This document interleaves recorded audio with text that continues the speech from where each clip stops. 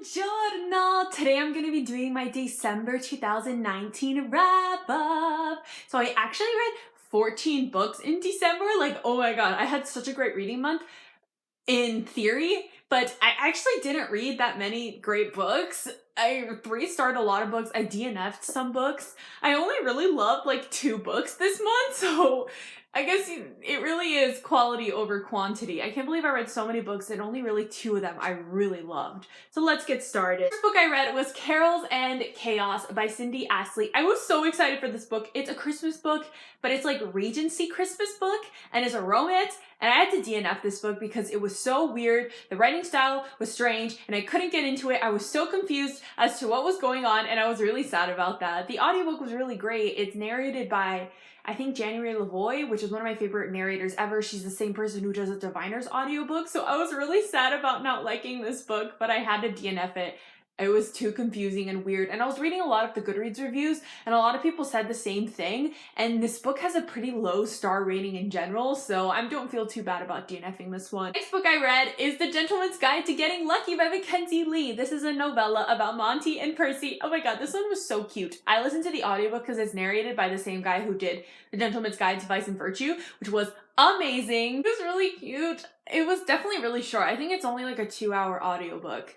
So obviously, like, I can't really say much about it. Like, it was really short, it was really cute, it was fun. That's pretty much about it. Next, I read a nonfiction book, the very short, entirely true history of mermaids. So this is actually an arc. I got an arc. It comes out in, I think, April of 2020.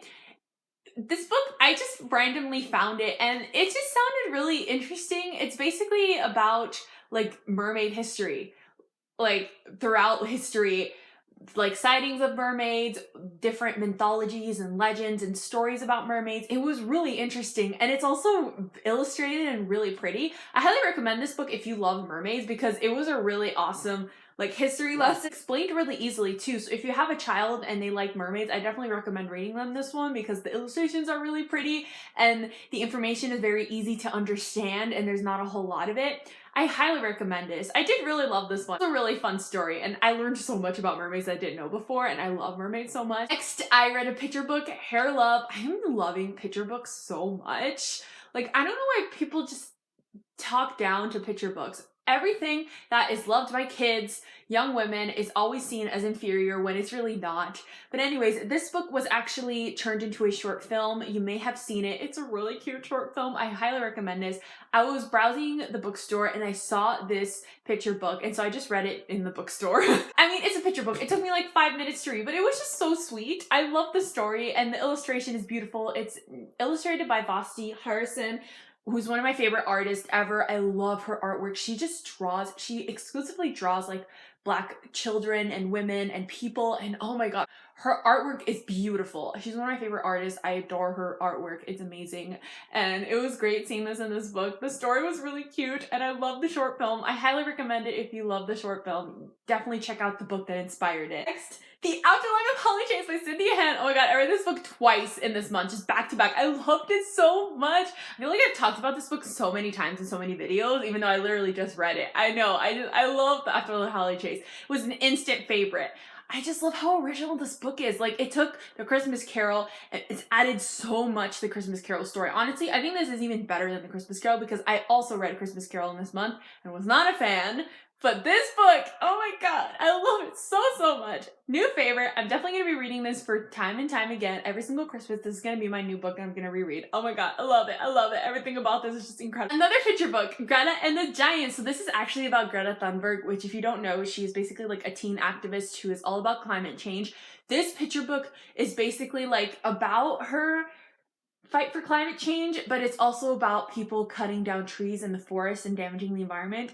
It was so beautiful. Like, the artwork just blew me away. It was beautiful, and also the message and story behind it was really awesome. I'm in love with picture books. Like, they're amazing. Like, they can convey so much in so few words and images, and it's honestly like incredible. Another book, this isn't really a picture book, but it is nonfiction, Queer Heroes by, I'm not sure, I can't read it. I was a little disappointed in this, not gonna lie. I've read a couple queer anthologies. My favorite one is Queer There and Everywhere by Sarah Prager, I think that's her name. I really loved that one. That one is definitely like my favorite. And I was looking for other queer anthologies like that that's just talked about like queer historical figures. I found this one and I got an arc from the publisher and I really loved it, but I was a little disappointed. I really love reading about like queer history. Like I love finding out like that famous historical figures were actually queer. But this book is focused so much on like modern day heroes, which is fine. I mean, I discovered a lot of like really cool people, but it's just not my personal taste. I really loved Queer There and Everywhere because it started off in like ancient Greece and it talked about like ancient Greek like queer people and then went all the way to modern day towards the end.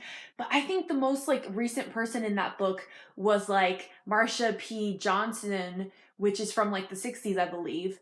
So this one had people that are still alive. I really wanted to read like more about historical figures. This was only really had like two historical figures, Michelangelo and Leonardo da Vinci. And in Leonardo da Vinci, there's really not a whole lot of evidence for him to be queer, so I don't know why he was included in this book. I was a little disappointed. I will say the art is really pretty. Each page has like this beautiful illustration of the person and has like a paragraph, like a whole page about them. It's definitely a really beautifully illustrated book, but I was disappointed. Next, I read Night Music by Jen Marie Thorne. Oh my god, this book was incredible and is so underrated. I've literally heard nobody talk about this book. Why is that?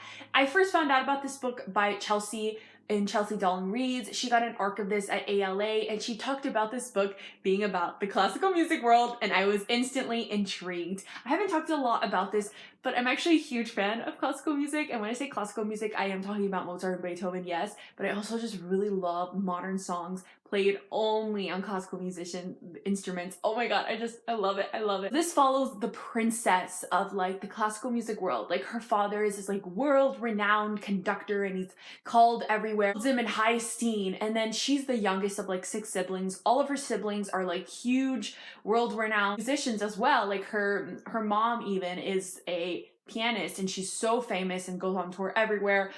Her sister is like I think first chair in an orchestra and she's the violinist, that's really hard because there's so many people who play the violin. She comes from a long history of people being in the music world, but she is starting to feel like she doesn't belong in the music world. She has been trying to learn piano her whole life and she's not good at it, and she's starting to feel like maybe she doesn't belong in the classical music world. And then she meets Oscar. It's like a progeny and amazing, and her dad decides to take him under his wing and he comes to live with them over the summer, and while he's composing and doing his own thing and kind of doing like a little bit of an internship under her dad. And they fell in love. I really loved this book. I love that it took like your traditional like YA contemporary romances. It had all of the elements of your traditional contemporary YA romances, but it also took all of those typical things and stuck it in a classical world setting. I loved it. I love the exploration of the classical music world. And also Oscar is Black, and so a lot of times this book deals with the racism in the classical music industry. I tried to find an Own Voices reviewer for this book, but there's so few reviews of this book. So few people have read this book in general, so I really don't know if the representation for the Black character was good or not, and if the discussions of racism and privilege in the industry were good or not, but they were really interesting to read about. Also just really nice reading about 2 characters who love classical music and are so passionate about it the way I am. I just loved it. Not only that, like it was just such a cute romance as well. Like I loved everything about this book. Like it made me so happy. Like the romance was really cute and I loved seeing 2 people that are also in love with classical music. It was just incredible. I love it. I love it so much. Next, I read A Christmas Carol by Charles Dickens. I listened to the audiobook, which was narrated by Jim Dale. I did not like this book. I mean, I don't like Charles Dickens. I've tried to read Great Expectations from him. Not a fan. I don't really like Charles Dickens. I really wanted to read A Christmas Carol because there's like a million retellings of it and it's definitely like one of the classics that gets retold the most. Not a fan. Not a fan. I don't know why people like this book. I mean, it's okay. I feel like the story is interesting, but the execution kind of lacking. I mean, it was a really short audiobook, so that's good. It was only 3 hours. That's probably the only good thing about this. I think I gave this 3 stars. Not a fan. I read Peter Cratchit's Christmas Carol. This is an arc I got from the publisher.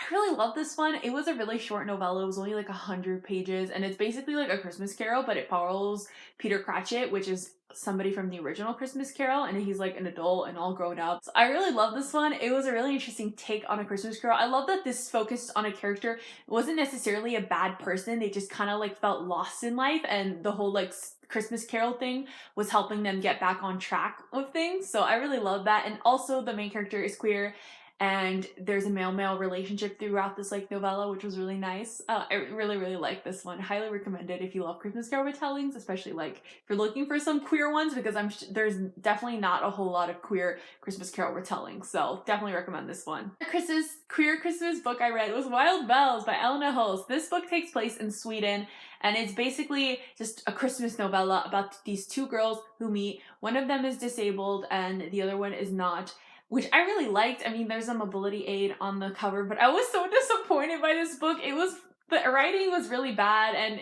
the editing was not there. I think this book could have used a couple more rounds of editing and it really would have been an amazing book. Like if it had a few more rounds of editing, it was good. And just the way it was written, it was just really weird. There were some times where a scene would be starting and then all of a sudden in the middle of the scene, it would cut to like the main character talking to another person about what just happened, and then it would cut back to the scene, and I was like, what? Really? Like, why is it doing that? It was so weird. And then sometimes the scene would just start to get exciting and then it would just end. I was like, what do you mean? Like, it was just really weird, and I'm just glad it was short. I'm really sad because I was just really excited to read a female Christmas novella, and one of the love interests is disabled. I tried to find like if this book is own voices. I couldn't find that out. I couldn't find any own voices reviewed about if the disability rep is good.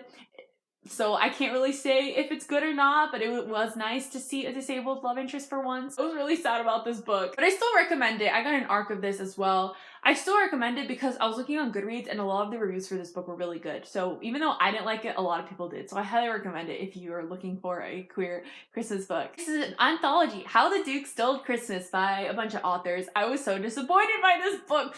I recently got into the historical romance genre this year and I was having so much fun reading historical romances. Like, oh my god, I never thought historical romances would be good. Had this like stigma against historical romances, so I never really touched them or read them because I thought they were bad. But turns out that's not true. Some of them are really bad. Really bad, but not all of them.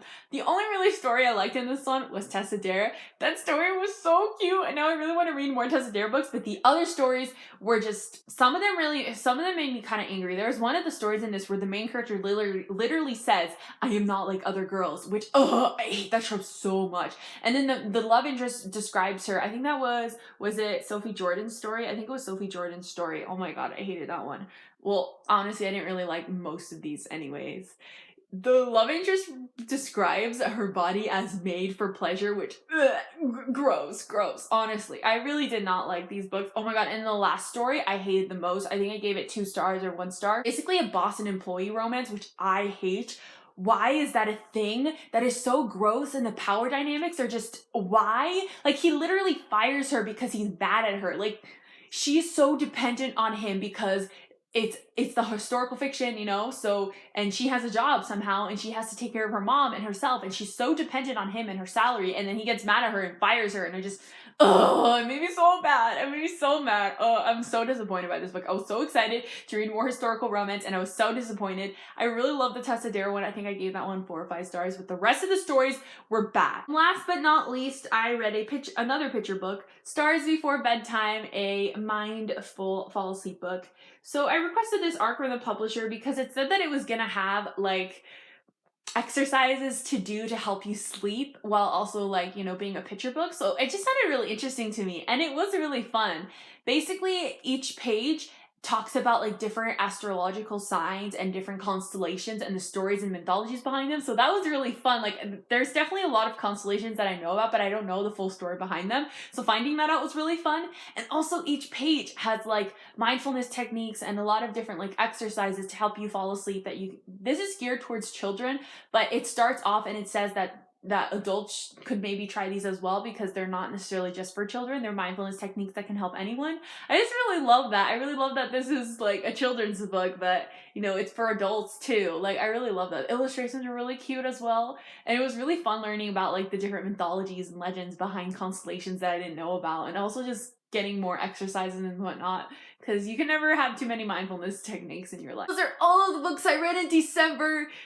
Overall, I had an okay reading month. I only really loved The Afterlife of Holly Chase and Night Music. Those are the two best books I read in the month. The rest of the books were a little lackluster or just okay. And comment down below, what was your favorite book in December? Afterlife of Holly Chase, definitely, but also Night Music was really favorite for me. You know, my social media links are all down below. My Twitter, my Bookstore, my Goodreads. Arrivederci!